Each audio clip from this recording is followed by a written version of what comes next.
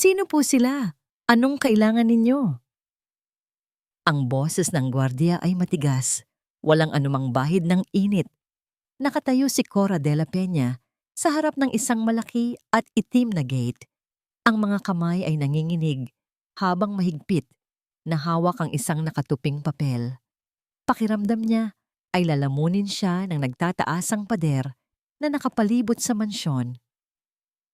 Ako po, ako po si Corazon, ang bagong kasambahay. Halos pabulong niyang sagot. Ang bawat salita ay tila isang tinik sa kanyang lalamunan. Pinagmasdan siya ng gwardiya mula ulo hanggang paa.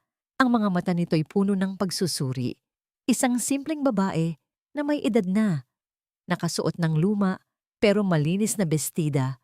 Bakas sa muka ang pagod ng mahabang biyahe mula sa probinsya. Hindi siya mukhang kabilang sa lugar na ito. Sandali lang, sabi ng gwardiya, bago isara ang maliit na bintana ng guardhouse. Naiwan si Corang mag-isa sa init ng araw. Pinipigilan ang mga luhang nagbabadyang tumulo. Ang bahay na ito, ang bahay kung saan dapat sana ay malaya siyang pumapasok. Hindi bilang isang utusan, kundi bilang isang ina. Ang bahay na ipinundar ng kanyang nag-iisang anak, si Marcos. Bumukas ang gate.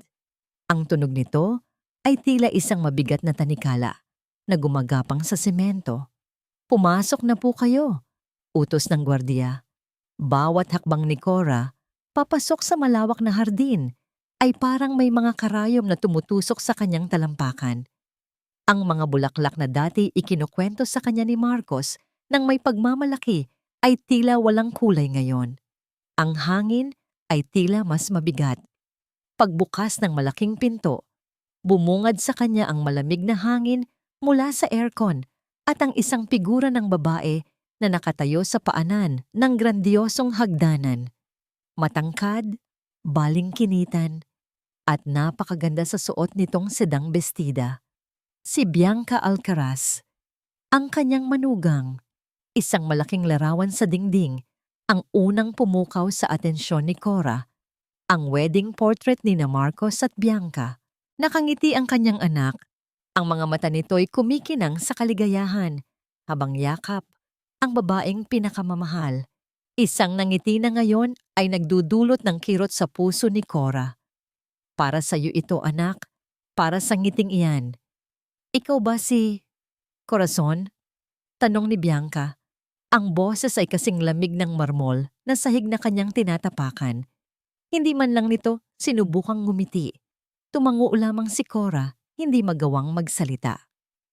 Ako si Ma'am Bianca. Pagpapatuloy nito, may diin sa salitang ma'am. Maliwanag ba?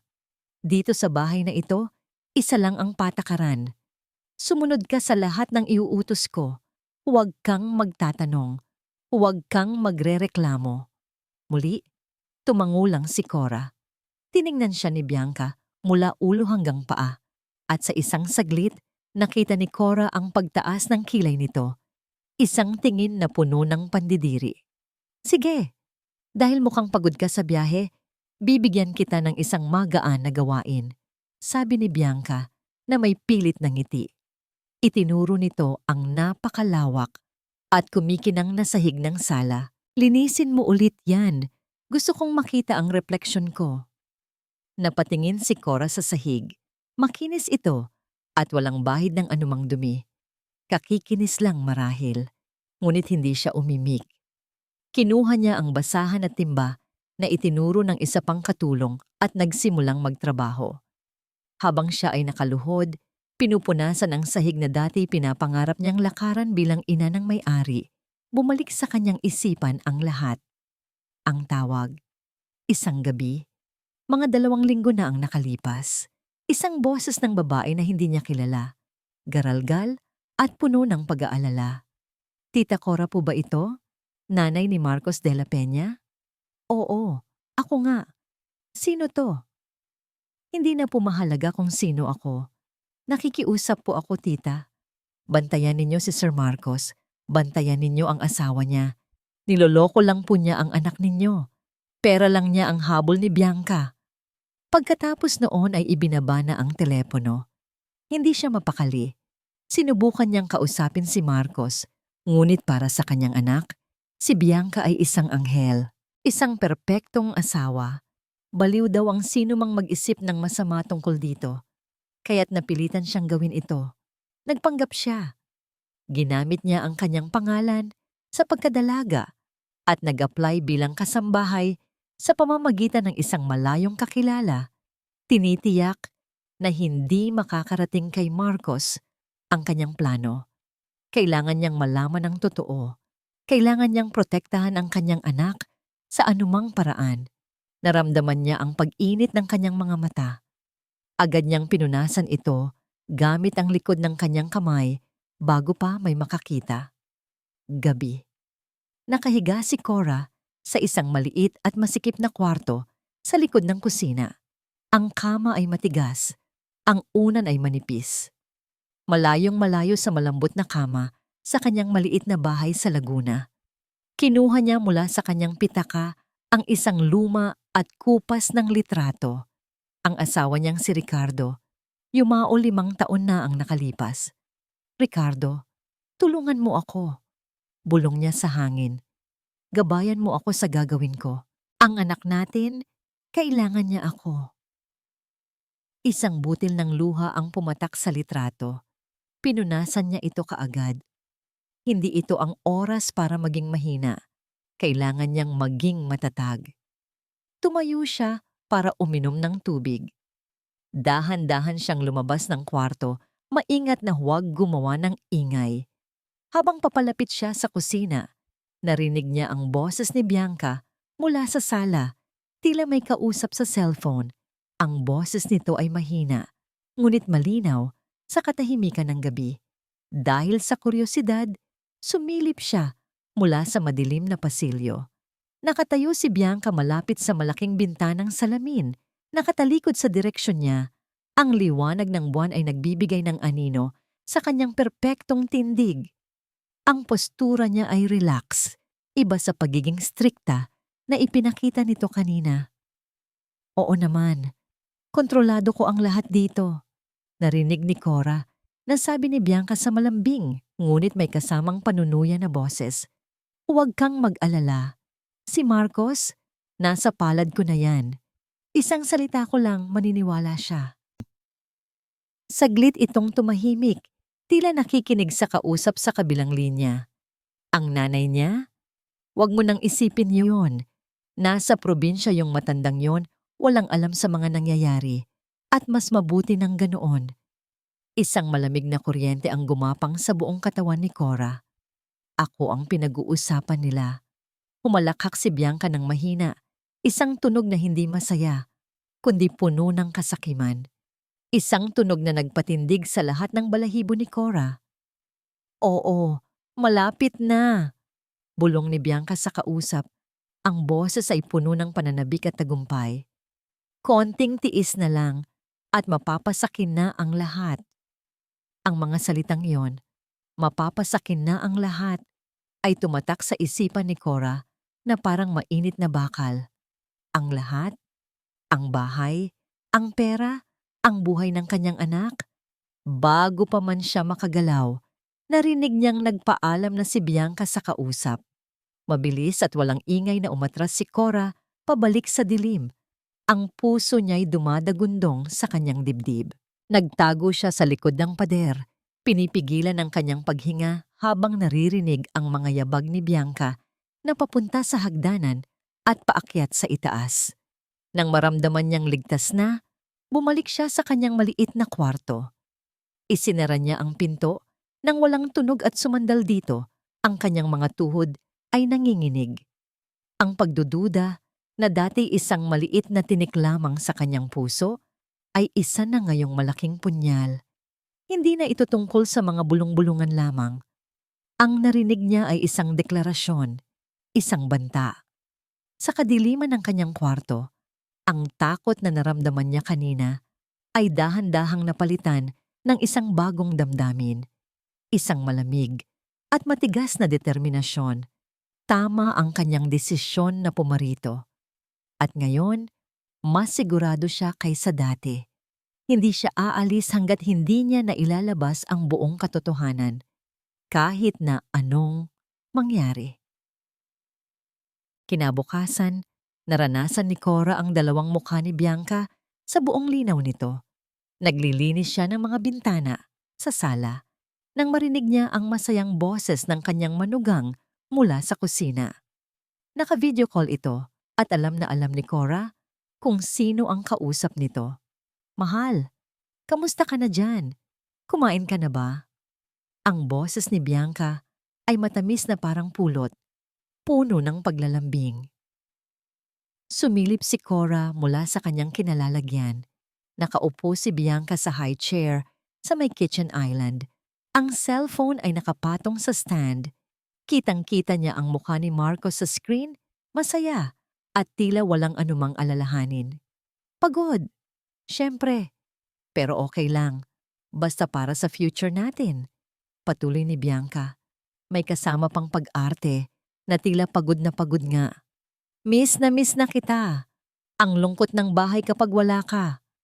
Napahigpit ang hawak ni Cora sa basahan. Kasinungalingan. Isang napakalaking kasinungalingan. Oo, si Corazon, yung bagong kasambahay. Sagot ni Bianca sa tanong marahil ni Marcos. Mabait naman siya. Masipag. Huwag mo siyang alalahanin. Inaalagaan niya ako dito. Halos mabitawan ni Cora ang basahan sa kanyang narinig. Ginamit pa siya nito sa kanyang pagkukunwari. Napayuko na lamang siya at nagpatuloy sa paglilinis, ang puso ay parang pinipiga. Ang kanyang anak, bulag sa pag-ibig, ay umiinom sa lason na hindi nito namamalayan. Ilang sandali pa, isang delivery man ang dumating. May dala itong isang maliit na kahon. Para kay Bianca, galing kay Marcos. Sa harap ng delivery man, buong pananabik itong binuksan ni Bianca. Isang magandang sedang alampay. Silk scarf, ang laman niyon. Kulay lavender. Wow! Ang ganda! Bulalas ni Bianca. Sapat na para marinig ng naghatid. Pakisabi sa asawa ko, maraming salamat. Ngunit pagkaalis ng delivery man, nawala ang nangiti sa mukha ni Bianca. Tiningnan nito ang alampay na para bang isa itong basahan. Walang pakundangan niya itong inihagi sa isang silya sa sala bago umakyat sa taas. Naiwan si Corang nakatingin sa alampay. Isang regalo, isang simbolo ng pagmamahal ni Marcos. Binalewala lang na parang basura. Dahan-dahanan siyang lumapit. Pinulot niya ang alampay. Ang tela ay malambot at makinis. Naamoy niya ang pabango na inilagay siguro sa kahon. Inamoy niya ito at napapikit. Para niyang naamoy ang sariling anak. Maingat niyang tinupi ang alampay at itinago sa bulsa ng kanyang duster. Hindi niya hahayaang malapastangan ang pagmamahal ng kanyang anak. Itatago niya ito bilang isa na namang ebidensya. Nang gabing iyon, sa kanyang maliit na silid, habang ang buong bahay ay tahimik, binuksan ni Cora ang kanyang lumang baul. Mula sa ilalim ng mga damit, maingat niyang inilabas ang isang bagay na pinakaiingat-ingatan niya, ang kanyang barot saya. Ito ang huling regalo sa kanya ng yumaong asawa bago ito pumanaw. Ang tela ay manipis na, ang burda ay medyo kupas na, ngunit para kay Cora, ito ang pinakamahalagang yaman niya. Hinaplos niya ang tela. Inaalala ang mga masasayang araw nila ni Ricardo. Mga araw na simple pero puno ng totoong pagmamahalan. Ricardo, bulong niya sa hangin, niyayakap ang damit. Nahihirapan na ako, pero hindi ako pwedeng sumuko. Kailangan kong protektahan ang alaala mo, ang pamilyang binuo natin. Kailangan kong iligtas ang ating anak. Ang barot saya na iyon ang nagbigay sa kanya ng lakas. Isang paalala kung para saan at para kanino ang kanyang laban. Isang gabi, habang nag-aayos siya sa kusina bago matulog, narinig niya ang marahang pagbukas ng pinto sa likod. Sumilip siya, si Bianca. Nakasuot ito ng itim na damit at pantalon, may dalang maliit na bag. Dahan-dahan itong lumabas. Tinitiyak na walang ingay. Isang malakas na kutob ang bumalot kay Cora. Saan siya pupunta sa ganitong oras ng gabi? Sinubukan niyang sumunod. Dahan-dahan siyang lumabas, ngunit huli na ang lahat. Isang itim na kotse na walang ilaw ang mabilis na umalis mula sa madilim na bahagi ng kalsada. Wala siyang nagawa kundi ang titigan ng papalayong sasakyan. Ang kanyang isipan ay napuno ng mga bagong tanong at hinala. Kinabukasan, masama ang gising ni Bianca. Tila lahat ng galit nito ay naipon at handang ibuhos kahit kanino. "Hoy, Corazon!" Sigaw nito mula sa itaas. "Umakyat ka dito! At bilisan mo!" Dali-daling umakyat si Cora. Naabutan niya si Bianca sa loob ng malawak nitong walk-in closet. Nagkalat ang mga damit sa sahig. "Anong klaseng paglilinis ang ginagawa mo? Ang dumi-dumi ng kwarto ko. Ayusin mo lahat yan," utos nito. "Gusto ko, bago ako bumalik mamaya, kumikinang na ang buong silid na ito. Lalo na ang sahig. Entiendes?" "Opo, ma'am," sagot ni Cora. Yumuko para simulan ng pulutin ng mga damit. Naiwan siyang mag-isa sa malaking kwarto. Habang nag-aayos ng mga damit at nagpupunas ng alikabok, hindi niya maiwasang ilibot ang kanyang mga mata. Naghahanap siya ng kahit ano. Isang pirasong papel, isang resibo, kahit anong magbibigay sa kanya ng palatandaan. Nang linisin niya ang ilalim ng malaking kama, may nasagi ang kanyang kamay. Isang bagay na matigas at malamig. Hinila niya ito palabas. Isang maliit na metal na kahon. Kulay itim at may kalumaan na. Sinubukan niyang buksan, ngunit nakakandado ito. Niyugyog niya. May narinig siyang mahinang kaluskos sa loob. Papel. O marahil ay mga litrato. Kinabahan si Cora. Bumilis ang tibok ng kanyang puso. Tinitigan niya ang kahon na nasa kanyang mga kamay. Pakiramdam niya, hawak niya ang isang bagay na hindi dapat makita ng iba. Pakiramdam niya, ang lahat ng kasagutan na hinahanap niya ay nasa loob ng nakakandadong kahon na ito. Ilang araw na itinago ni Cora ang metal na kahon sa ilalim ng kanyang kama. Gabi-gabi, tinititigan niya ito. Nagtatalo ang isip kung ano ang dapat gawin. Isang bahagi niya ang gustong sirain ng kandado, alamin ang laman, at tapusin na ang lahat ng ito. Ngunit ang isa pang bahagi ay natatakot. Paano kung wala itong laman na importante? O paano kung meron nga at mas lalong malagay sa panganib ang kanyang sarili? Ngunit ang araw ng pag-alis ni Marcos ay dumating na. Maaga pa lang ay gising na ang buong kabahayan. Nagpanggap si Cora na abala sa paghahanda ng almusal, ngunit ang kanyang mga mata ay palihim na sumusunod sa bawat galaw ni Bianca. Ang kanyang manugang ay tila isa na namang perpektong artista. Maalaga, malambing, at hindi umaalis sa tabi ni Marcos. "Mahal, lahat ba ng kailangan mo? Nadala mo na?" Tanong ni Bianca habang inaayos ang kwelyo ng polo ni Marcos. "Yung mga gamot mo? Yung paborito mong jacket?" "Oo, mahal. Kumpleto na lahat," sagot ni Marcos, sabay yakap sa kanyang asawa. "Mamimiss kita." "Ako rin," sagot ni Bianca. Ang boses ay tila nagpipigil ng iyak. "Mag-iingat ka palagi doon, ha? Tawagan mo ako lagi."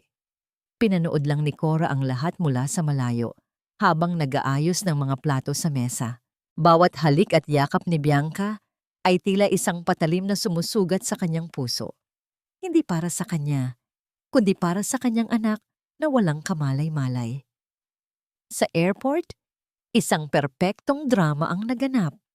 Umiyak si Bianca habang kumakaway kay Marcos hanggang sa mawala ito sa paningin sa departure area. Kahit sino sigurong makakita ay hahanga sa pagmamahal na ipinapakita nito. Ngunit alam ni Cora ang totoo.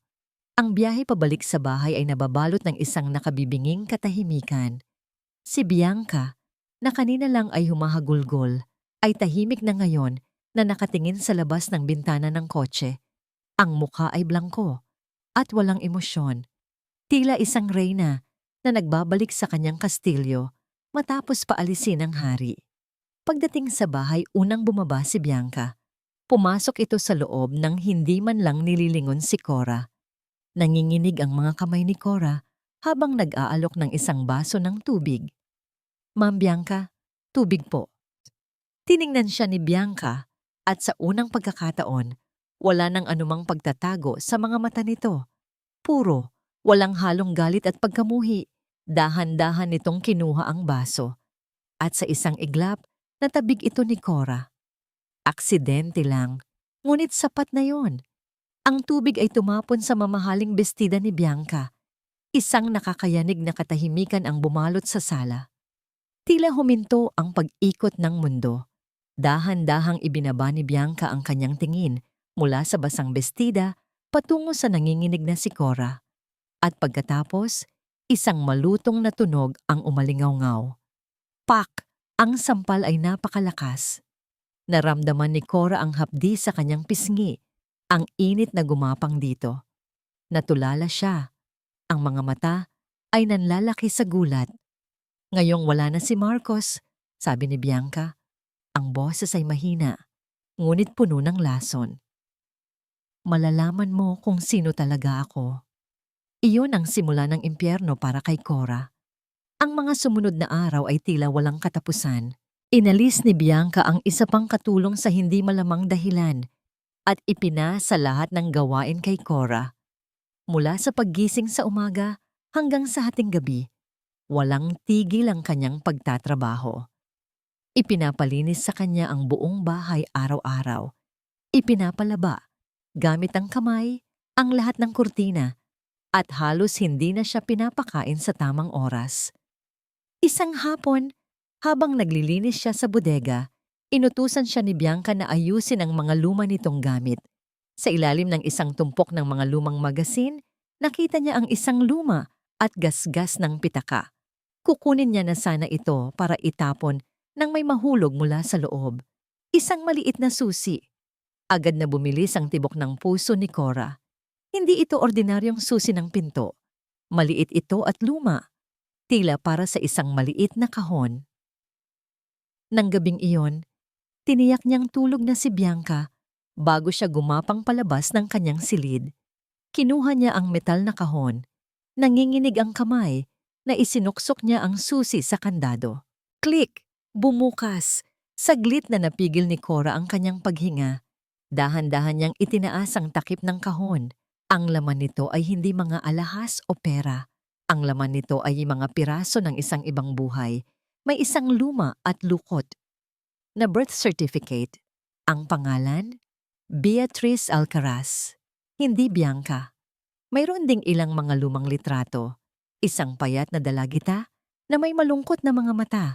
Nakatayo sa harap ng isang barong-barong. Malayong malayo sa itsura ni Bianca ngayon.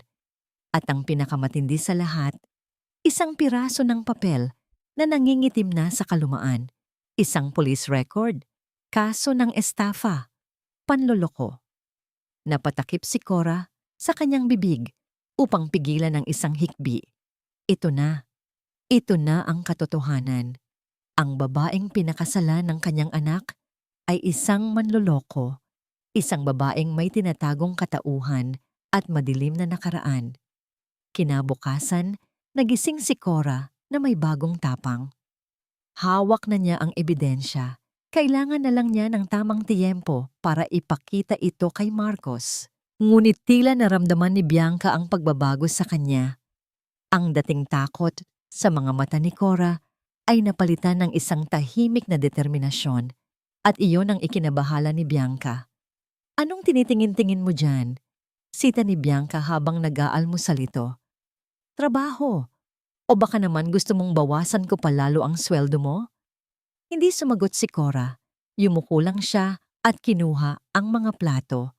Ngunit sa pagtalikod niya, hindi niya napigilan ang isang maliit na ngisi, isang ngisi ng pag-asa. Nakita yon ni Bianca sa refleksyon sa salamin ng bintana. At doon, nagsimula ang kanyang hinala. Kinagabihan, habang mahimbing na natutulog si Cora, dahan-dahang pumasok si Bianca sa kanyang silid. walang ingay. Tila isang ahas na gumagapang sa dilim. Ang tanging dala niya ay ang liwanag mula sa kanyang cellphone. Inilibot niya ang paningin sa maliit na kwarto. Walang anumang mahahalagang bagay. Mga lumang damit, isang maliit na radyo, at ang baul sa paanan ng kama. Binuksan niya ang baul. Sa ilalim ng mga damit, nakita niya ang kanyang barot saya. Ngunit hindi iyon ang hinahanap niya. May naramdaman siyang matigas sa ilalim ng mga damit. Ang metal na kahon. Nangunot ang noo ni Bianca. Paanong napunta ito dito? Ito ang kahon na itinapon na niya dapat noon pa. Binuksan niya. Nang makita niya ang mga papeles sa loob, ang kanyang mukha ay nag-iba. Ang pagtataka ay napalitan ng galit at pagkatapos ay ng purong takot. Huli na siya. Alam na ng matandang ito ang lahat. Kinabukasan, inabangan ni Bianca si Cora. Alam niyang kailangan nitong itago muli ang kahon. Nagtago siya sa isang madilim na sulok at pinanood ang matanda na naglalakad papunta sa bodega. Ilang sandali pa, sinundan niya ito. Dahan-dahan niyang binuksan ang pinto. Naabutan niya si Cora na abala sa pagtatago ng kahon sa likod ng mga lumang kahon ng basura.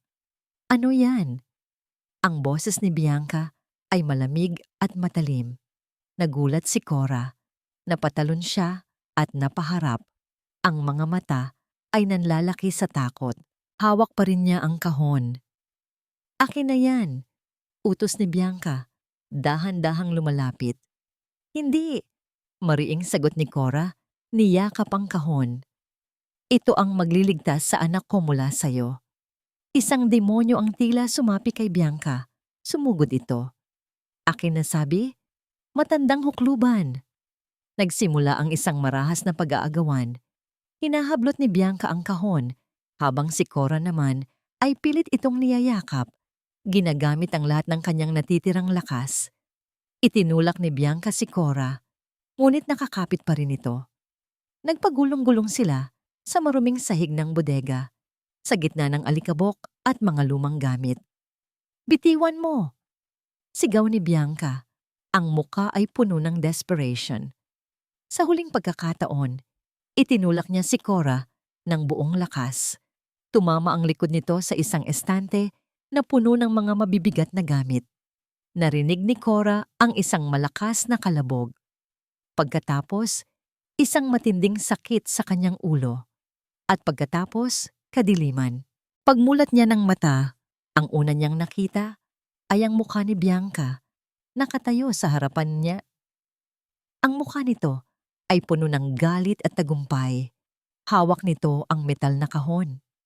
At sa tabi niya, sa sahig, nagkalat ang mga papeles, ang kanyang ebidensya, ang kanyang nag-iisang pag-asa. Sinubukan niyang bumangon, ngunit ang kanyang katawan ay tila walang lakas. Ang kanyang ulo ay kumikirot. Tapos na ang laro mo, matanda, sabi ni Bianca. Sabay dampot sa mga papeles at pinunit ang mga ito isa-isa sa harap niya. Pinunit nito ang birth certificate. Pinunit nito ang mga litrato. Pinunit nito ang police record. Walang nagawa si Cora, kundi ang panoorin ang pagwasak sa katotohanan. Ang kanyang mga luha ay tumutulo, humahalo sa alikabok sa sahig. Nang matapos, tumingin sa kanya si Bianca na may ngiting demonyo. Ngayon, anong gagawin mo? Bago pa man makasagot si Cora, biglang pumasok ang gwardiya. Ma'am Bianca, may naghahanap po sa inyo sa labas. Taga-pulis daw po. Ang ngiti sa mukha ni Bianca ay biglang naglaho. Libu-libong milya ang layo mula sa Pilipinas, sa isang malamig at abalang conference room sa Singapore, nakaupo si Marcos de la Peña. Napapalibutan siya ng mga seryosong mukha ng mga business executive, abala sa pagtalakay ng mga numero at proyeksyon na nagkakahalaga ng milyon-milyon. Siya ay nasa kanyang mundo. Kontrolado, may kapangyarihan, at nakatuon sa tagumpay. Biglang umilaw ang screen ng kanyang cellphone na nakapatong sa mesa. Isang maikling vibration. Sinulyapan niya ito, handa nang baliwalain. Iniisip na isa lamang itong email. Ngunit hindi. Isa itong text message mula sa isang hindi rehistradong numero. Your wife is not who you think she is. Bahagya siyang napakunot ng noo. Sino na namang siraulo to? Binaliwala niya ito. Marahil ay gawa-gawa lang ng kanyang karibal sa negosyo. Si Anton Ledesma. Isa sa mga maruruming taktika nito para sirain ang kanyang focus. Inilagay niya sa silent mode ang cellphone at muling ibinaling ang atensyon sa pulong. Pagbalik niya sa kanyang hotel room ng gabing iyon, pagod mula sa maghapong negosasyon, muli niyang naalala ang text. Kinuha niya ang cellphone para i-block ang numero. Ngunit bago niya gawin iyon, isang ideya ang pumasok sa kanyang isip. Tinawagan niya si Bianca. Mahal. Masayang sagot nito mula sa kabilang linya. Agad na gumaan ang pakiramdam ni Marcos. Ang boses nito ang kanyang pahinga. Kamusta ang araw mo? Napagod ka ba masyado? Pagod, pero okay lang. Narinig ko pa lang ang boses mo na wala na lahat ng pagod ko. Sagot niya. Isang ngangiti ang gumuhit sa kanyang mga labi. Kamusta kayo dyan? Kamusta si Inay? Okay lang kami dito, mahal. Medyo boring nga lang kapag wala ka. Malambing na sagot ni Bianca. Si Inay? Ayun, nasa hardin kanina. Abala sa mga halaman niya. Pagod na siguro kaya nagpapahinga na ngayon. Ganoon ba? Sige, sabihin mo na lang na nangangamusta ako. O naman, mahal, magpahinga ka na, ha? I love you. I love you too. Pagkababa ng telepono, napabuntong hininga si Marcos. Alam na niya. Gawa-gawa lang talaga ng kalaban ang text na yon. Ang kanyang Bianca ay perpekto. Isang anghel. Subalit, may isang maliit na bahagi ng kanyang isipan na hindi mapakali. Para lang mapanatag ang sarili, sinubukan niyang tawagan ang personal na numero ng kanyang ina. Nagring ito ng ilang beses. Walang sumasagot. Sinubukan niya ulit. Ganoon pa din. Baka nga tulog na, sabi niya sa sarili.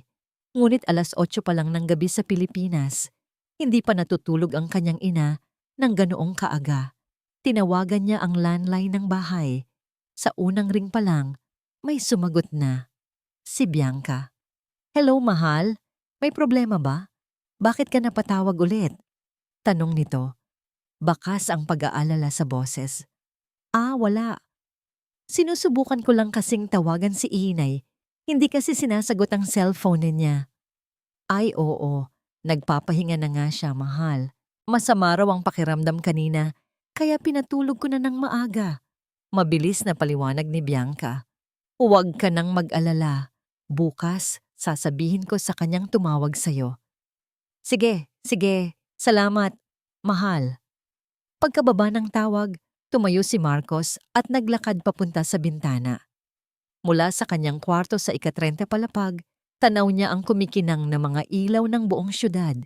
Ngunit ang isip niya ay lumilipad pabalik sa Pilipinas. Bigla niyang naalala ang isang pag-uusap nila ng kanyang ina bago sila ikasal ni Bianca. Inay, masaya po ba kayo para sa akin? Para sa amin ni Bianca? Ngumiti ang kanyang ina, ngunit hindi umabot sa mga mata nito ang ngiti. Hinawakan nito ang kanyang kamay. Ang mahalaga, anak, ay masaya ka. Kung saan ka masaya, doon ako. Noon, inakala niyang iyon ay isang simpleng pagpapahayag ng suporta. Ngunit ngayon, sa pagbabalik tanaw, parang may kulang, parang may pag-aalinlangan. Iwinaksin niya ang mga isiping iyon. Guni-guni lang niya ito, dala ng pagod. Kinabukasan, naging abala ulit siya. Pulong sa umaga, business lunch, pulong ulit sa hapon. Sinubukan niyang tawagan muli ang ina sa oras ng pahinga, pero gaya ng dati, hindi ito sumasagot. Si Bianca ulit ang nakausap niya sa landline. Nasa palengke si Inay. Mahal. Nagpasama sa isang katulong, iniwan ang cellphone. Palaging may dahilan. Palaging may lohikal na paliwanag. Ngunit ang mga paliwanag na yon, Kapag pinagsama-sama, ay tila bumubuo ng isang malaking pader sa pagitan niya at ng kanyang ina. Gabi. Pagod na bumalik si Marcos sa hotel. Humiga siya sa kama at pumikit. Sinusubukang alisin ang lahat ng alalahanin sa isip. Biglang nag-vibrate ang kanyang cellphone sa tabi. Ang parehong hindi rehistradong numero. Buburahin na sana niya ito nang mabasa ang kasunod na mensahe. Kung ayaw mong maniwala sa salita, baka gusto mong maniwala sa nakikita mo. Kasunod noon, isang larawan ang lumabas sa screen. Isang litratong malabo. Tila kinunan mula sa malayo at sa gabi. Ngunit malinaw na malinaw kung sino ang mga nandoon. Si Bianca. Papasakay sa isang pamilyar na itim na kotse at ang lalaking nagbukas para sa kanya ng pinto, kahit hindi klaro ang mukha, ay may tindig at suot na relo na alam niya kung kanino. Anton Ledesma. Napatayo si Marcos. Ang pagod niya ay biglang nawala. Napalitan ito ng isang malamig na takot na gumapang mula sa kanyang tiyan pataas sa kanyang lalamunan. Tinitigan niya ang litrato, paulit-ulit. Umaasang nagkakamali lang siya ng tingin. Ngunit hindi. Si Bianca iyon. At sigurado siyang si Anton ang kasama nito. Ang pundasyon ng kanyang perpektong mundo ay nagsimulang magkaroon ng lamat. Pipolis? Ang salitang yon ay tila isang bombang sumabog sa loob ng bodega. Naramdaman ni Bianca ang paghila ng takot sa kanyang sikmura, ngunit ang kanyang isip ay mabilis na gumana. Hindi siya pwedeng magpakita ng kahinaan. Hindi ngayon. Sige, papasukin mo. Utos niya sa gwardiya. Sinisikap na panatilihing kalmado ang kanyang boses. Bumaling siya kay Cora na nakahandusay pa rin sa sahig. Ang mga mata ay puno ng luha at kawalan ng pag-asa. At ikaw, dinuro niya ito. Manahimik ka lang kung ayaw mong pagsisihan ang araw na isinilang ka. Tumayo si Bianca. Inayos ang kanyang damit at buhok at lumakad palabas ng bodega na para bang walang nangyari. Ang bawat hakbang niya ay may kumpiyansa, isang maskarang itinatago, ang kaguluhang namumuo sa kanyang loob. Samantala, naiwan si Cora sa sahig, kasama ng mga pira-pirasong papel na dati kay nari kanyang pag-asa. Sinubukan niyang bumangon, ngunit ang sakit sa kanyang ulo at katawan ay napakatindi. Ang lakas niya ay tila naubos kasabay ng pagkapunit ng mga ebidensya. Sa sala, sinalubong ni Bianca ang dalawang pulis. Magandang gabi po. Ako po si Bianca Della Peña. Ano po ang maitutulong ko sa inyo? Tanong niya. Ang boses ay malumanay at magalang. Ginang Della Peña, pasensya na po sa abala. Sabi ng isang pulis. Narito po kami para magtanong tungkol sa isang Beatriz Alcaraz. May impormasyon po kaming natanggap na dito siya maaaring matagpuan. Nanlamig ang buong katawan ni Bianca. Beatriz Alcaraz. Ang pangalang matagal na niyang ibinaon sa limot. Ngunit hindi siya nagpahalata. Ngumiti siya ng bahagya. Pasensya na po, pero mukhang nagkakamali po kayo ng address. Walang pong Beatriz na nakatira dito. Baka po sa ibang bahay? Nagkatinginan ang dalawang pulis. Ganoon po ba? Sigurado po kayo, ma'am? Opo, sigurado po ako. Ako lang po. At ang aming mga kasambahay ang narito. Sagot ni Bianca. Kung gusto nyo, maaari ko silang tawagin para makausap ninyo. Ang alok na yon ay isang matapang na sugal. Ngunit alam niyang hindi papayag ang mga pulis na mag-abala pa. Hindi na po, ma'am. Salamat po sa kooperasyon ninyo. Pasensya na po ulit sa abala. Sabi ng pulis bago sila magpaalam at umalis. Nakahinga ng maluwag si Bianca nang makalabas na ang mga ito. Isinara niya ang pinto at sumandal dito. Ang puso niya ay malakas na kumakabog. Sino? Sino ang nagsumbong sa kanila? Bigla, isang malamig na realisasyon ang tumama sa kanya. Si Cora. Baka may iba pa itong sinabihan. Baka may iba pang nakakaalam ng kanyang sikreto. Ang takot niya ay mabilis na naging galit. Isang nag-aalab na galit. Ang matandang yon. Ang matandang yon ang sisira sa lahat ng pinaghirapan niya. Mabilis siyang bumalik sa bodega, ngunit wala na roon si Cora. Hinabol niya ito. Naabutan niya ang matanda na paika-ikang naglalakad sa pasilyo, tila papunta sa hagdanan. "Saan ka pupunta?" sigaw ni Bianca. Napalingon si Cora, ang muka ay basang-basa ng luha. "Lalayo sa'yo. Demonyo ka." "At saan ka naman pupunta, Aber? Sa pulis? Para isumbong ako?" Humalakhak si Bianca, isang tawang nakakakilabot. "Walang maniniwala sa'yo. Isa ka lang matandang kasambahay. At ako? Ako ang asawa ni Marcos de la Peña." "Kahit na! Sasabihin ko ang lahat. Sasabihin ko ang totoo." Sigaw pabalik ni Cora.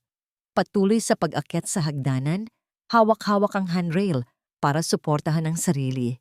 Sumunod si Bianca. Ang mga mata ay nag-aapoy. "Hindi! Hindi mo gagawin yon." Naabutan niya si Cora sa pinakatuktok ng hagdan. Hinawakan niya ito ng mahigpit sa braso. "Bitiwan mo ako." Pagpupumiglas ni Cora. "Hindi ka aalis dito." Sa gitna ng kanilang pag-aagawan, sa tuktok ng mahabang hagdanang marmol, ang galit ni Bianca ay umabot sa sukdulan. Nakita niya ang determinasyon sa mga mata ni Cora. Isang determinasyon na sumira sa lahat ng kanyang mga plano. Hindi na siya nag-isip. Sa isang malakas at puno ng galit na kilos, itinulak niya si Cora. "Wala kang kwenta!" sigaw niya. Nawalan ng balanse si Cora. Ang kanyang pagkakahawak sa handrail ay bumitaw. Ang kanyang mga mata ay nanlaki sa sindak. Wala siyang nagawa. Ang kanyang katawan ay gumulong pababa sa matigas at malamig na mga baitang ng hagdan. Bawat pagbagsak ay lumilikha ng isang nakapangingilabot na tunog. Lagpak, thud, thud. Tumigil ang paggulong sa paanan ng hagdanan. Si Cora ay nakahandusay doon. Baluktot ang katawan sa isang hindi natural na posisyon at hindi gumagalaw. Sa itaas, nakatayo si Bianca. Ang kanyang dibdib ay mabilis na tumataas baba. Ang mga mata ay nanlalaki habang pinagmamasdan ang kanyang ginawa. Ang buong bahay ay binalot ng isang nakabibinminging katahimikan. Ang katahimikang yon ay binasag ng mahinang ungol mula kay Cora. Nanginginig na bumaba si Bianca. Nakita niya ang dugo na unti-unting dumadaloy mula sa ulo ng matanda, kumakalat sa puting marmol. "Inay, anong nangyari?" Si Cora ay dahan-dahang nagmulat ng mga mata, ngunit ang mga matang iyon ay blangko, puno ng pagkalito, puno ng takot. Tumingin ito kay Bianca na para bang hindi siya nito kilala. "Sa sino ka?" bulong nito. "Nasaan ako?" Isang ideya, kasing talim at kasing lamig ng isang patalim, ang biglang nabuo sa isipan ni Bianca. Ang panik sa kanyang dibdib ay dahan-dahang napalitan ng isang tusong plano. Lumuhod siya sa tabi ni Cora. Ang kanyang mukha ay biglang nag-iba. Mula sa isang demonyo, naging isa siyang nag-aalalang anghel. Hinawakan niya ang kamay ni Cora. "Inay, ako to, si Bianca," sabi niya. Ang boses ay puno ng pekeng pag-aalala at nagpipigil ng iyak. "Nadulas po kayo. Nahulog kayo sa hagdan." Tinitigan lang siya ni Cora. Ang mga mata ay walang anumang pagkilala. Ngumiyaw si Bianca, isang malakas at nakakagulat na iyak. "Tulong! Tulong! Si Inay! Nahulog!" Nang mga sandaling iyon, alam ni Bianca na hindi pa tapos ang laban. Sa katunayan, nagsisimula pa lang ito. At ang pagkawala ng alaala ni Cora ang kanyang magiging pinakamalakas na sandata. Hawak ni Bianca ang telepono. Ang mga daliri ay nanginginig. Hindi sa takot, kundi sa nag-uumapaw na adrenaline. Pinanood niya ang mga katulong na maingat na inihiga si Cora sa kama nito. Ang doktor na personal niyang tinawagan, isang matandang doktor na utang na loob sa pamilya Alcaraz, ay katatapos lang itong suriin. Ang diagnosis, temporary amnesia, sanhi ng malakas na pagkakabagok ng ulo. Musika. Iyon ay musika sa pandinig ni Bianca. Bigyan niyo lang po siya ng gamot at hayaang magpahinga, Mrs. Dela Peña, sabi ng doktor habang inaayos ang gamit. Maaring bumalik din ang alaala niya sa loob ng ilang araw o linggo. Iwasan lang po natin siyang ma-stress. Maraming salamat po, Doc, sagot ni Bianca. Ang boses ay puno ng sinseridad at pag-aalala. Isang perpektong pag-arte. Nang makaalis na ang doktor at makabalik na sa kanilang mga gawain ng ibang kasambahay, naiwan siyang mag-isa sa pasilyo. Tinitigan niya ang nakasaradong pinto ng kwarto ni Cora. Isang ngiti, isang malamig at mapanlinlang na ngiti, ang unti-unting gumuhit sa kanyang mga labi. Ito na ang pagkakataon niya. Ang pagkakataong baliktarin ang buong sitwasyon. Pumasok siya sa kanyang silid, kinuha ang kanyang cellphone at huminga ng malalim. Pinindot niya ang numero ni Marcos. Pagkatapos ng ilang ring, sumagot ito. Mahal? Boses ni Marcos. Nag-aalala. Agad na binasag ni Bianca ang kanyang boses. Humikbi siya. Mahal. Si Inay. Anong nangyari kay Inay? Bianca, magsalita ka.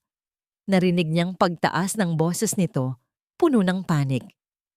Kasi nahulog siya sa hagdan? Hagulgol ni Bianca.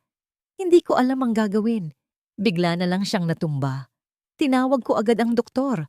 Okay na siya ngayon pero hindi niya ako makilala. Hindi niya maalala ang sarili niya.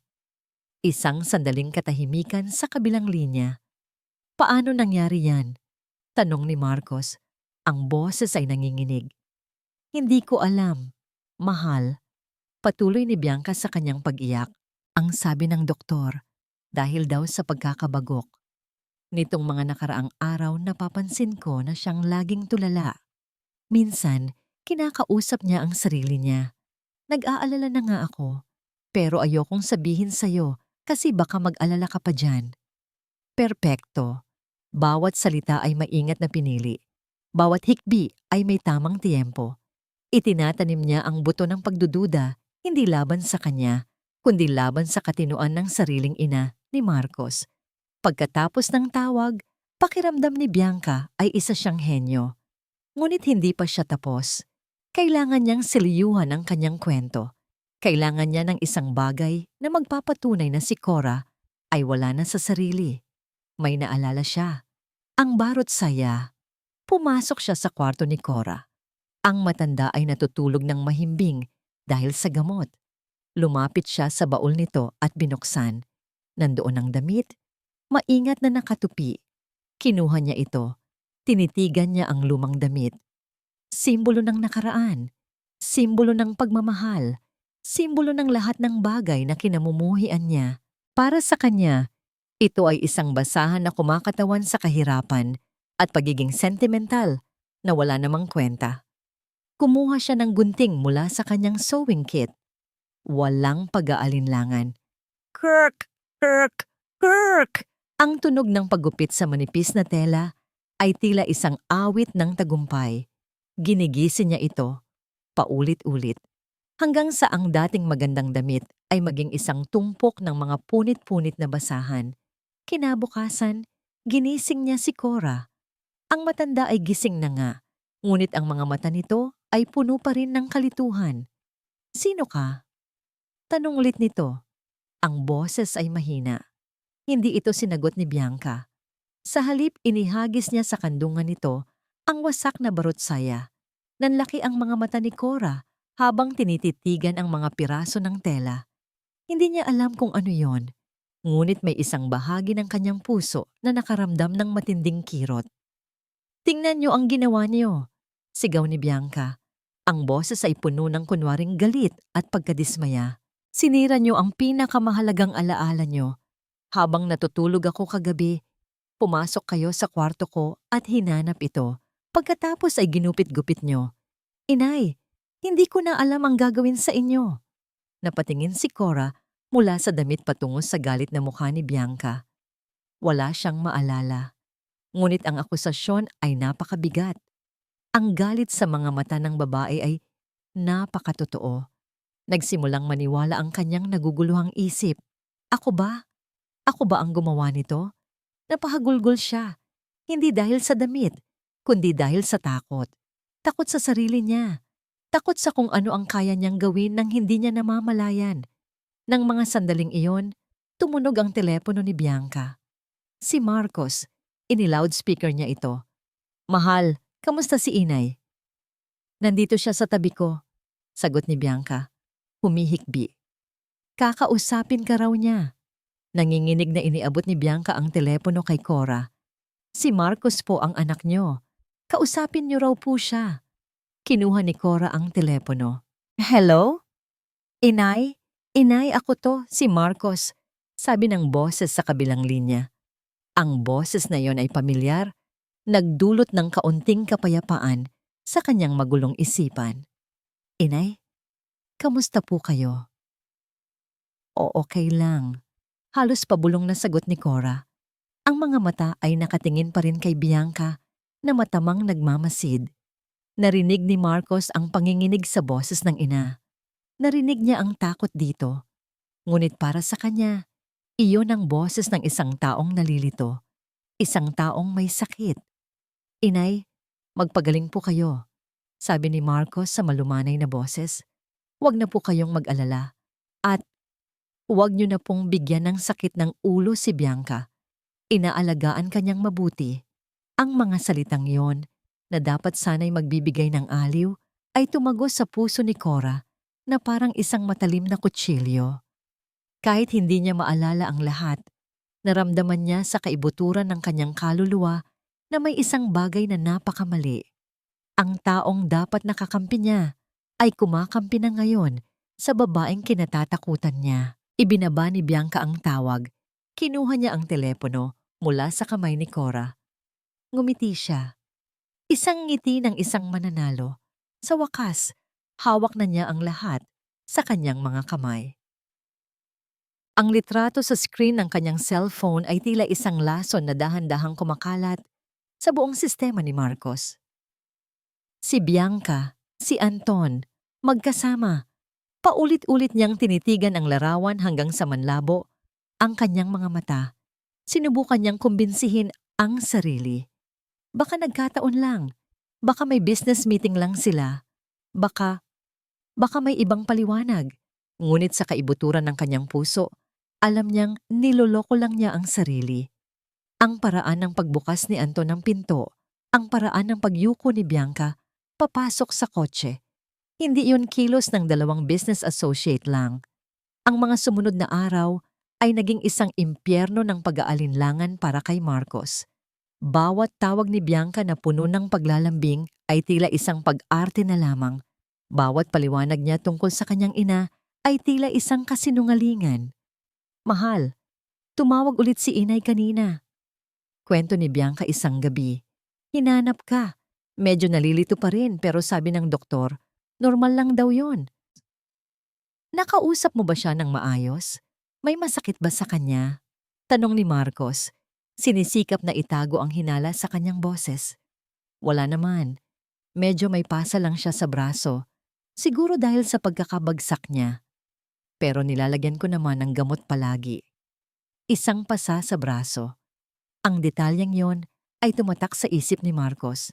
Kinabukasan, isang bagong mensahe ang dumating mula sa hindi kilalang numero. Huwag kang maniwala sa kwento niya.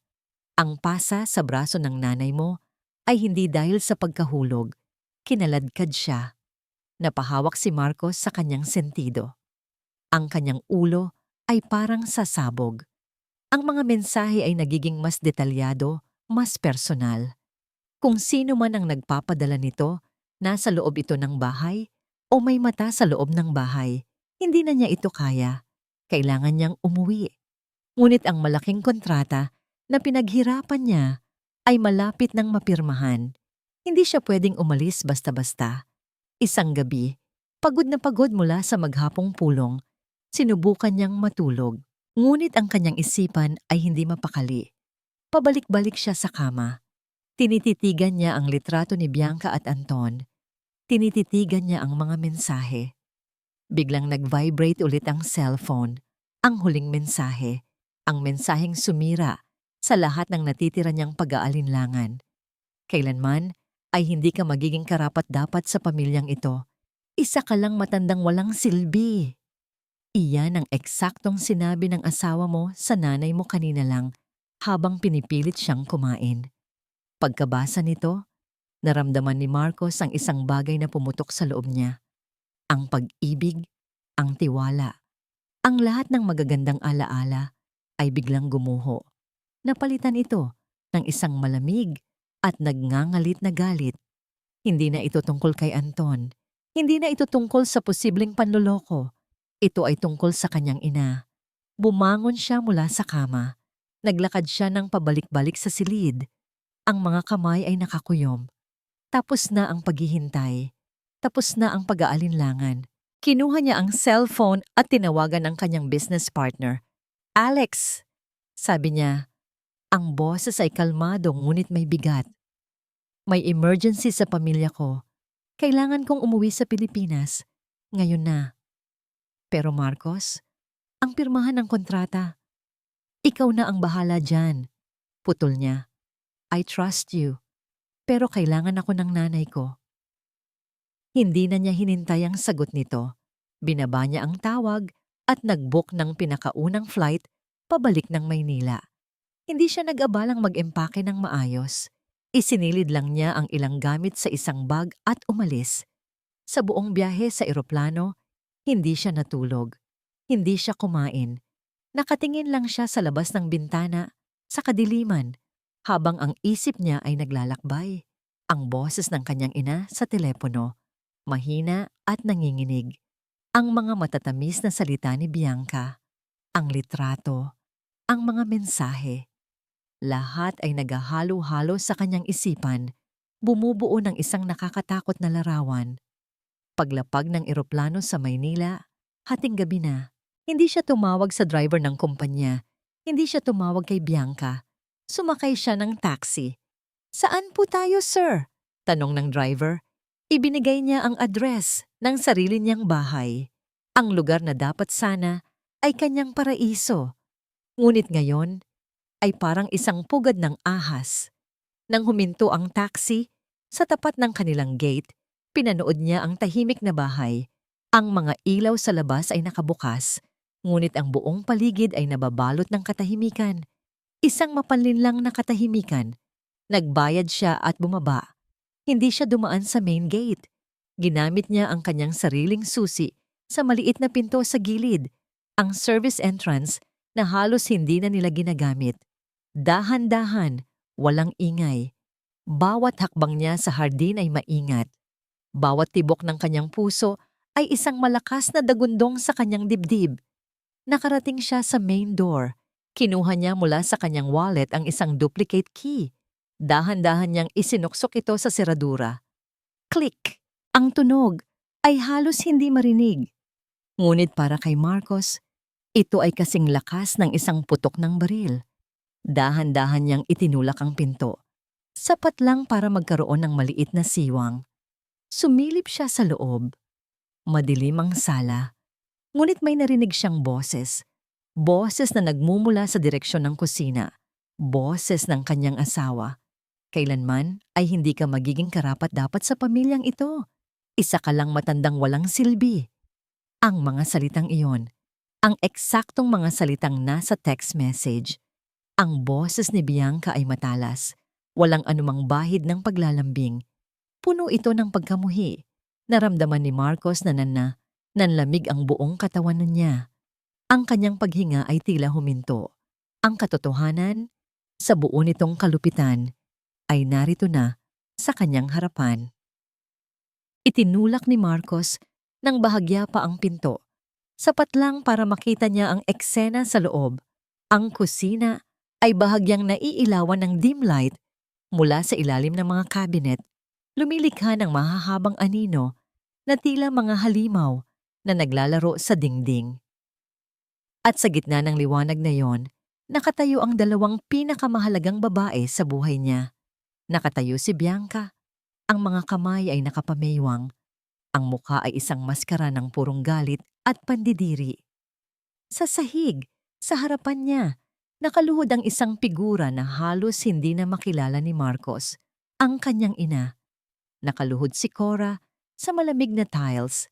Ang buhok ay magulo, ang mga balikat ay nakakrus, tila isang batang pinapagalitan. Sa sahig sa harapan niya ay may isang platong nabasag. Ang kanin at ulam ay nagkalat. Ano? Hindi ka kakain? Narinig niyang sabi ni Bianca. Pagkatapos kong magluto para sa'yo, itatapon mo lang? Napakawalang utang na loob mo talaga. Hindi ko sinasadya. Narinig ni Marcos na sagot ng kanyang ina. Ang boses nito ay mahina, nanginginig, at puno ng takot. Hindi ito ang boses ng kanyang ina na kilala niya. Ang boses na matatag at puno ng pagmamahal. Ito ay boses ng isang taong wasak. "Huwag mo akong artehan!" sigaw ni Bianca. Dinampot nito ang isang kutsara mula sa mesa at itinuro ang nagkalat na pagkain. "Pulutin mo yan, lahat, gamit ang mga kamay mo." Naramdaman ni Marcos na tila may sumuntok sa kanyang sikmura. Ang hangin ay tila naubos sa kanyang mga baga. Hindi siya makagalaw. Hindi siya makapagsalita. Ang tanging nagawa niya ay ang manood, na parang isang duwag na nakatago sa dilim, habang ang kanyang sariling ina ay inaalipusta sa loob mismo ng kanyang pamamahay. Nanginginig ang mga kamay ni Cora na sinimulang pulutin ang kanin butil-butil. Bawat galaw niya ay mabagal, puno ng pag-aalinlangan at takot. Ang kanyang mukha ay walang emosyon, ang mga mata ay blangko, nakatingin lang sa sahig. Isang manika, isang basag na manika. Para kay Marcos, ang bawat butil ng kanin na pinupulot ng kanyang ina ay parang isang nagbabagang uling na ipinapatong sa kanyang kaluluwa. Kasalanan ko to. Ako ang nagdala sa demonyong ito sa buhay niya. Ako ang naniwala sa mga kasinungalingan. Pinabayaan ko siya. Ang mga salitang yon ay umalingaw-ngaw sa kanyang isipan, paulit-ulit, na parang isang sirang plaka. Ang imahe ng kanyang masayang ina ay biglang napalitan ng kaawa-awang babae na nakaluhod sa sahig. Ang imahe ng kanyang anghel na asawa ay napalitan ng isang halimaw na may magandang mukha. Ang lahat ng pinaniwalaan niya, ang lahat ng pinahalagahan niya, ang buong pundasyon ng kanyang masayang buhay ay gumuho sa isang iglap. Walang natira. Tanging ang mga pira-piraso ng kanyang katangahan at pagkukulang, naramdaman niya ang pag-init ng kanyang mga mata. Isang luha ang pumatak, sinundan ng isa pa. Yumuko siya at sumandal sa pader sa likod ng pinto, hindi na makayanan pang tingnan ang eksena. Naramdaman niya ang isang sakit na hindi pa niya naramdaman kailanman. Isang halo ng galit, pagsisisi at matinding pighati. Wala na ang lahat. Ang pagmamahal na inakala niyang totoo ay isang panloloko. Ang tiwalang ibinigay niya ay tinapakan. Ang ina na dapat niyang pinoprotektahan ay kanyang isinubo sa kapahamakan. Narinig niya ang boses ni Bianca, muli, na walang anumang awa. "Bilisan mo! Akala mo ba may buong gabi ka para dyan?" Hindi na nakatiis si Marcos. Kailangan na itong matapos. Ngayon na. Humugot siya ng isang malalim na hininga. Pinunasan niya ang kanyang mga luha gamit ang likod ng kanyang kamay. Ang pighati sa kanyang dibdib ay dahan-dahang napalitan ng isang malamig at matigas na galit. Dahan-dahan siyang tumayo ng tuwid. Isinara niya ang kanyang mga palad hanggang sa bumaon ang kanyang mga kuko dito. Iniwan niya ang kadiliman, humakbang siya papasok sa liwanag. "Bianca." Ang kanyang boses ay hindi malakas, ngunit sa katahimikan ng gabi, ito ay umalingaw-ngaw na parang isang kulog. Mahinahon, ngunit puno ng panganib. Sabay na napalingon si Cora at si Bianca sa direksyon ng pinto. Ang mukha ni Cora ay nagpakita ng bahagyang pagkalito. Tila sinusubukang kilalanin ang lalaking biglang lumitaw. Ngunit ang mukha ni Bianca ay dumaan sa sunod-sunod na emosyon sa loob lamang ng isang segundo. Una, gulat. Pagkatapos, hindi paniniwala.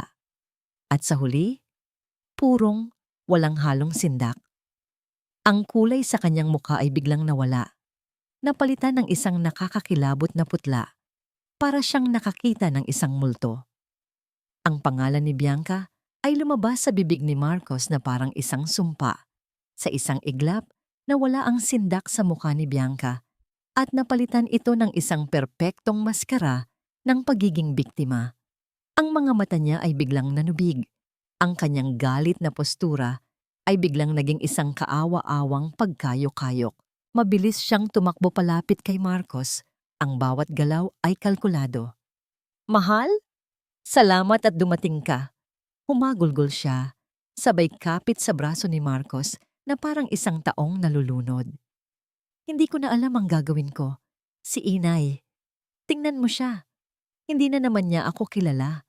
Inaaway niya ako." Ngunit si Marcos ay hindi gumalaw. Para siyang isang estatwang yelo.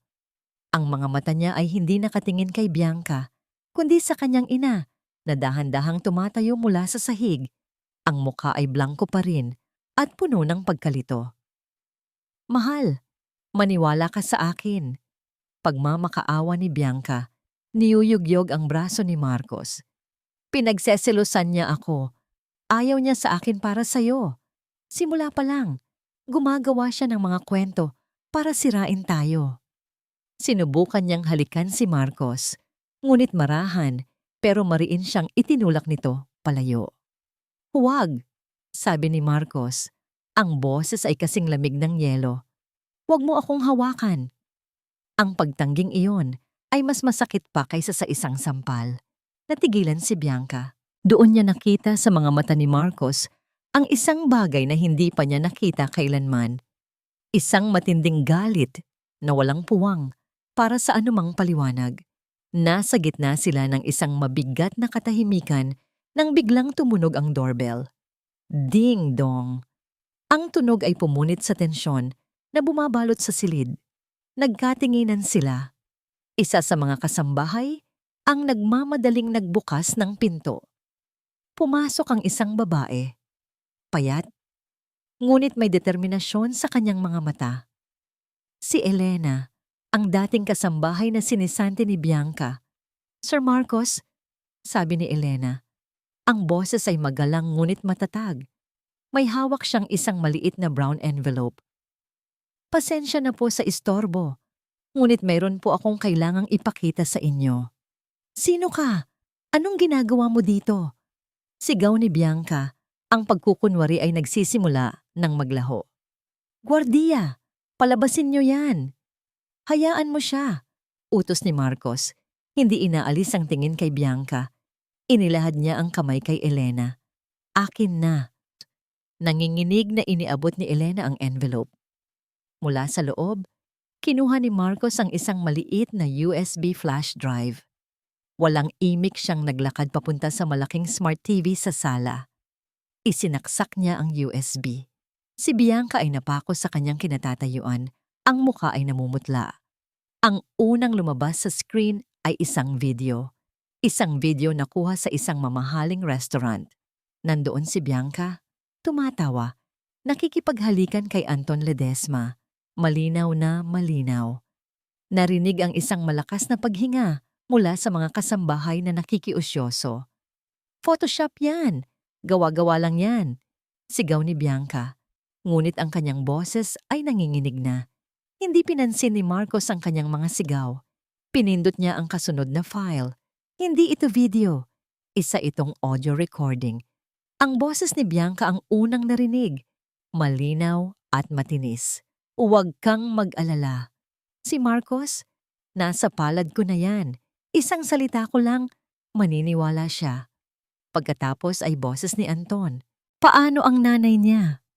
At muli, si Bianca tumatawa. "Ang nanay niya? Huwag mo nang isipin yun. Nasa probinsya yung matandang yon, walang alam. Oo, malapit na.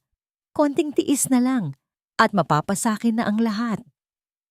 Sa pag-aling-aungaw ng mga salitang yon sa buong sala, isang bagay ang nangyari kay Cora. Ang mga salitang yon, ang tawang iyon, para itong isang susi na biglang nagbukas sa isang nakakandadong pinto sa kanyang isipan. Parang isang dam na biglang gumuho.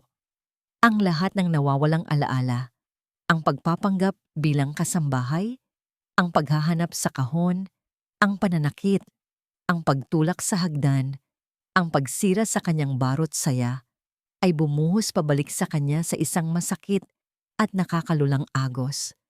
Ang mga pira-pirasong imahe ay biglang nagkadugtong-dugtong. Ang blangkong mukha niya ay biglang nagkaroon ng emosyon. Una, gulat. Pagkatapos, sakit. At sa huli, isang tahimik na pagkaunawa. Napatingin siya kay Bianca. Ngayon, hindi na isang estranghero ang nakikita niya. Nakikita na niya ang halimaw. Idinantay niya ang kamay sa kanyang dibdib. Ang sakit ng pagbagsak sa hagdan ay tila bumalik. Ang sakit ng bawat masasakit na salita. Naalala ko na, bulong ni Cora. Sapat lang para marinig ng kanyang sarili. Ngunit sa katahimikan ng silid, ang bulong na yon ay kasing lakas ng isang sigaw. Narinig ito ni Marcos. Lumingon siya sa kanyang ina. At sa unang pagkakataon, mula nang umuwi siya, nakita niya ang liwanag ng pagkilala sa mga mata nito. Alam ni Bianca na tapos na ang lahat. Wala nang lusot. Wala nang pagkukunwari.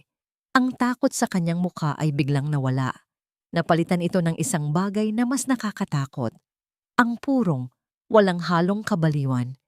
Isang tawa ang kumawala sa kanyang mga labi. Hindi isang tawa ng saya, kundi isang tawa na puno ng galit at kabiguan. Isang tawang nakakakilabot. Oo, sigaw niya, itinuturo silang lahat. Ako nga ang gumawa. At dapat lang sa inyo yan. Mga mangmang, mga uto-uto. Akala niyo ba talaga minahal kita, Marcos? Pera mo lang ang kailangan ko.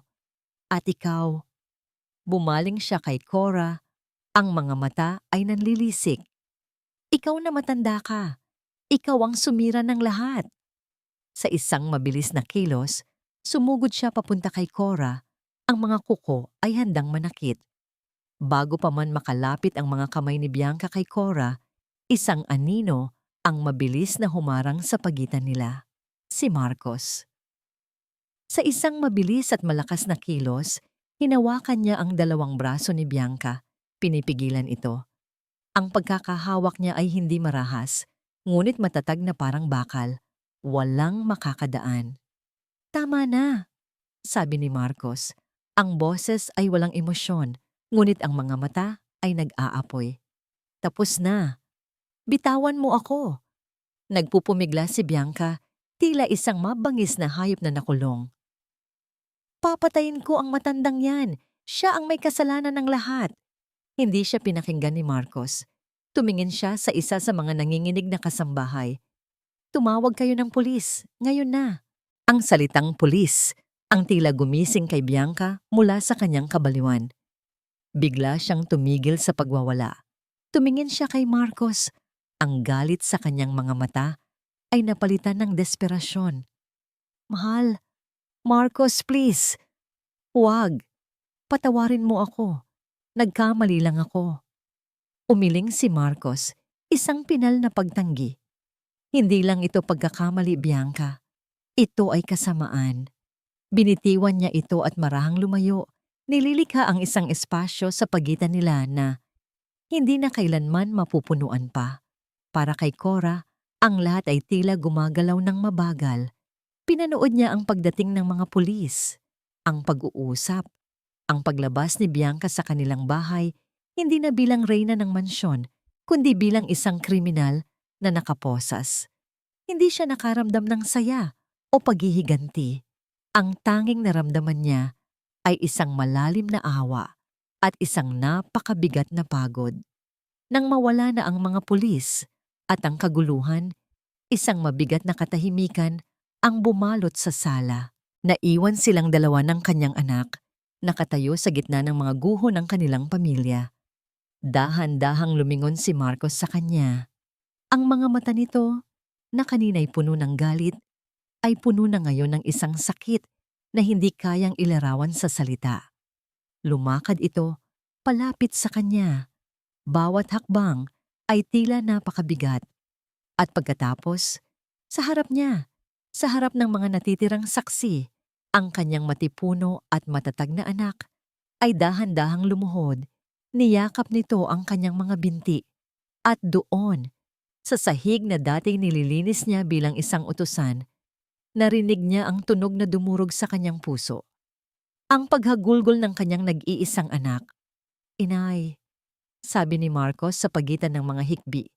Ang mukha ay nakasubsob sa kanyang duster. "Inay, patawarin mo ako. Pinabayaan kita, inay. Patawad." Ang bawat salitang patawad ay isang punyal na tumutusok sa dibdib ni Cora. Itinaas niya ang kanyang nanginginig na kamay at dahan-dahang hinaplos ang buhok ng kanyang anak. Ang buhok na dati niyang sinusuklay nung ito'y bata pa. "Anak," bulong niya. Ang sarili niyang mga luha ay nagsisimula ng mamuo. "Sana hindi na lang ako naniwala sa kanya. Sana nakinig ako sa'yo. Inay, kasalanan ko ang lahat." Umiling si Cora. "Shh! Tama na, anak." Dahan-dahan niyang inalalayan si Marcos na tumayo. Magkaharap sila ngayon, ang mga mata nila'y parehong basa ng luha. "Hindi mo kasalanan, nagmahal ka lang. Pero inay, ang lahat ng ginawa niya sa'yo, paano mo siya mapapatawad?" Ngumiti si Cora, isang malungkot ngunit payapang nangiti. Tumingin siya sa kawalan, sa labas ng bintana. "Pinapatawad ko siya, anak," sabi niya sa mahinang boses. "Hindi para sa kanya, kundi para sa akin, para sa kapayapaan ng puso ko." Doon, sa gitna ng kanilang wasak na tahanan, nagsimula ang kanilang paghilom. Ilang buwan ang lumipas. Ang dating malungkot na mansyon ay unti-unti nang nagkakaroon ng buhay. Ibinenta ni Marcos ang bahay at bumili sila ng mas maliit, mas simpleng tahanan na may malawak na hardin, isang lugar na puno ng sikat ng araw at sariwang hangin. Isang hapon, natagpuan ni Marcos si Cora sa hardin, abala sa pag-aalaga ng mga rosas. Ang mga kamay nito, na dati nasanay sa paglilinis ng sahig ng iba, ay abala na ngayon sa pagbubungkal ng lupa para sa kanilang sariling mga bulaklak. May dala siyang isang kahon. "Inay," tawag niya. Lumingon si Cora. May ngiti sa kanyang mga labi. Isang tunay na ngiti. Inabot ni Marcos ang kahon. "Para po sa inyo." Nagtatakang binuksan ito ni Cora. Sa loob, nakalatag sa puting seda, ay isang bagong-bagong barot saya. Ang disenyo ay simple, ngunit ang pagkakaborda ay pino at masalan. Kulay krema ito, na may mga maliliit na rosas na disenyo, katulad ng mga bulaklak sa kanilang hardin. Naluha si Cora. "Anak, ang ganda." "Sinadya ko pong ipagawa yan," sabi ni Marcos. Umupo sa tabi niya sa isang bench. "Para makagawa tayo ng mga bagong alaala." Niyakap ni Cora ang kanyang anak ng mahigpit. Isang yakap na puno ng pasasalamat, pagmamahal, at pag-asa. Habang pinagmamasdan nila ang paglubog ng araw, ang ginintuang liwanag nito ay tumatama sa kanilang mga mukha. Napagtanto ni Cora ang lahat. Ang bawat sakit, bawat luha, bawat sakripisyo ay may dalang aral. Natutunan ko na ang tunay na pagmamahal ng isang ina ay hindi pagsasakripisyo hanggang sa wala nang matira sa sarili, kundi ang lakas na ipaglaban ang tama at protektahan ang dangal ng mga mahal mo sa buhay. Hindi ito tungkol sa pagiging martir, kundi sa pagiging mandirigma. At ngayon, sa wakas, pagkatapos ng mahabang laban, natagpuan na nila ang kanilang kapayapaan, ang kanilang bagong simula.